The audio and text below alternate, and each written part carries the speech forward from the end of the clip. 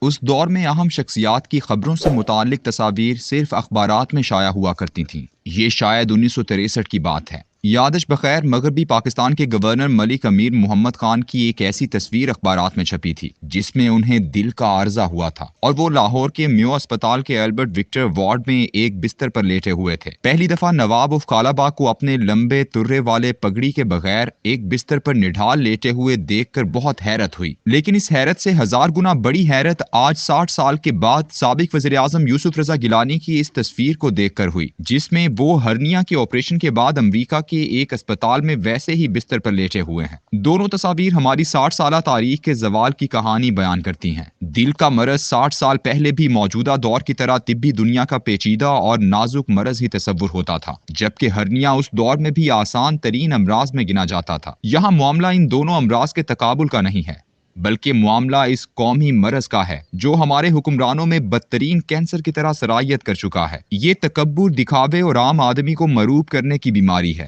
جس نے میرے پیارے پاکستان کو دو واضح نظر آنے والے جزیروں میں تقسیم کر کے رکھ دیا ہے۔ ایک بہت ہی چھوٹا سا جزیرہ ہے جس میں اس ملک کی اشرافیہ یعنی سیاستدان، جرنیل، جج، بیوروکریٹ، تاجر اور اب تو میڈیا انڈسٹری کے کچھ اہم چہرے بھی رہتے ہیں، جبکہ دوسرے جزیرے پر 22 کروڑ عوام کا بسیرا ہے۔ ان دونوں جزیروں کے درمیان طاقت و قوت کا سمندر کھولتے ہوئے پانی کی طرح پھنکارتا ہے اور دونوں کو ایک دوسرے سے دست و گریباں نہیں ہونے دیتا۔ ایک زمانے میں صرف قبرستان میں کچھ مخصوص خاندانوں کے احاطے ہوا کرتے تھے، اس میں بھی امیر و غریب کی تفریق نہیں ہوتی تھی، بس مرنے والے کا تعلق اس مخصوص برادری سے ہونا چاہیے تھا۔ لیکن شہروں کی آبادیاں ہمیشہ سے مشترک تھیں۔ آپ لاہور کے اندرون شہر یا کسی بھی شہر کی قدیم آبادی کو دیکھیں تو آپ کو ایک ہی محلے میں بہت بڑی حویلی بھی ملے گی اور متوسط طبقے کے مکانات کے ساتھ ساتھ غربا کے چھوٹے چھوٹے گھر بھی نظر آئیں گے۔ بجلی جاتی، پانی بند ہوتا، محلے میں صفائی نہ ہوتی تو یہ تمام مسائل امیر و غریب سب کے لیے مشترکہ ہوتے۔ انگریز نے اپنے وفادار حکومتی کارندوں کی کالونیاں علیحدہ بنائی تھیں اور ان میں بھی آپس میں تفریق رکھی تھی۔ ضلع کے اعلیٰ افسران کے ایکڑوں پر پھیلے ہوئے گھر تھے، جبکہ اسٹاف کے لیے بابو محلے الگ بنائے گئے تھے۔ اس رہائشی تقسیم کے باوجود بھی انگریز نے عوام اور اشرافیہ کے تعلیمی ادارے علیحدہ کیے تھے اور نہ ہی اسپتال۔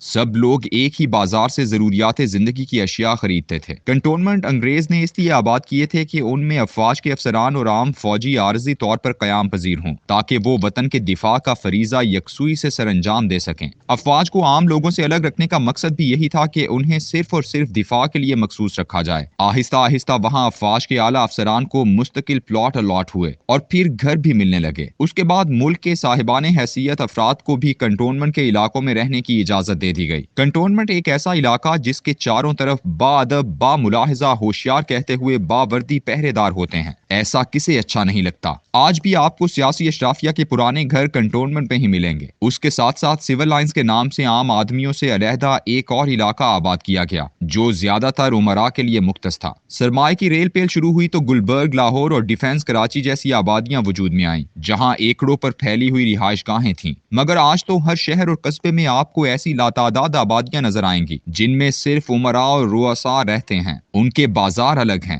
تفریح گاہیں مختلف ہیں، اسکول، اسپتال علیحدہ ہیں، بڑے بڑے آہنی دروازے ہیں جن میں عام انسان صرف مزدوری کرنے کے لیے ہی داخل ہو سکتا ہے۔ ان لوگوں کا کوئی غریب پڑوسی ہے اور نہ ہی اس کے حقوق کی کسی پر ذمہ داری۔ دونوں علاقے علیحدہ دکھائی بھی دیتے ہیں اور سہولیات کے حوالے سے بھی مختلف ہیں۔ ایک جانب غریب تعفن زدہ بستیاں ہیں جن میں سیوریج، نہ پانی و بجلی، اور دوسری طرف زندگی جگمگاتی جاگتی ہے۔ رہائش گاہوں کے حساب سے ایسی تقسیم آپ کو دنیا کے کسی ترقی یافتہ ممالک میں بھی نظر نہیں آئے گی۔ وہاں اگر بڑے بڑے محل ہیں تو وہ چند ایک ہی ہیں، مگر عام بستیوں سے بہت دور، جبکہ عام شہری آبادی میں امیر و غریب یکساں رہ رہے ہوتے ہیں۔ علاقے اور رہائش گاہیں تو ہم نے الگ کر لیں، لیکن سب سے بڑا ظلم جو ہم نے اس ملک پر کیا وہ یہ تھا کہ ہم نے دو بنیادی ضروریات کے اداروں میں بھی بدترین طبقاتی تقسیم پیدا کر دی۔ یہ تھے صحت اور تعلیم کے ادارے۔ غریب اور امیر افراد دونوں اپنے اپنے مکانوں میں گزارا کر لیتے ہیں، اپنی اپنی حیثیت کے مطابق کپڑے پہن لیتے اور اپنی اوقات کے حساب سے کھانا کھا کر زندہ رہ سکتے ہیں۔ لیکن اگر غریب کے بیٹے اور امیر کے بیٹے کو کینسر ہو جائے تو دونوں کو ایک ہی طرح کا علاج ملنا چاہیے۔ اسی طرح اگر غریب کا بیٹا ذہین ہے تو وہ بھی امیر کے ذہین بیٹے کی طرح اعلیٰ تعلیمی ادارے کی سہولیات کا حقدار ہے۔ جن دنوں کی ملک امیر محمد خان کی میو اسپتال کی تصویر ہے، اس دور میں یہ تفریق ہرگز نہ تھی۔ میں گجرات کے جس ٹاٹ والے اسکول स्कूल में पढ़ता था उसमें डेप्यूटी कमिश्नर और मेंबरान असम्बली के बेटे भी हमारे साथ पढ़ा करते थे। गुजरात की एमसी प्राइमरी स्कूल की 5वीं क्लास में टाट पर बैठकर पढ़ने वाली एक ही क्लास से हम 3 लोग सिविल सर्विस में आए। साबिक फेडरल सेक्रेटरी सीरत असगर जोड़ा, मैं और साबिक commissioner income tax Javed Rana. हमें किसी तौर पर भी ये एहसास ही नहीं होता था कि हम किसी अहम और गैर मरई किस्म की मखलूक से मुकाबला करने जा रहे हैं। इसी तरह शहर में एक ही सिविल अस्पताल था जिसमें सब इलाज करवाने जाया करते थे, लेकिन वक्त के साथ साथ हमने इन दोनों सहूलियात से फायदा उठाने वालों के दरमियान इतना फासला बढ़ा दिया है कि अब ये दोनों अलग दुनियाओं की मखलूक लगती हैं। वो शख्स जो सरमाया रखता है उसके लिए प्राइवेट अस्पतालों की एक वसी दुनिया है जहां से वो इलाज करवा सकता है, जबकि गरीब आदमी सरकारी अस्पताल की ज़बूं हाल कैफियत में अपने प्यारे की लाश उठाकर लाता है।